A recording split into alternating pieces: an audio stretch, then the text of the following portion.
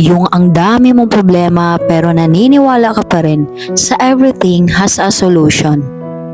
Yung ang dami mong di magandang pinagdaanan pero naniniwala ka pa rin sa everything's happen for a reason. Yung pagod ka na pero naniniwala ka pa rin sa everything's gonna be okay.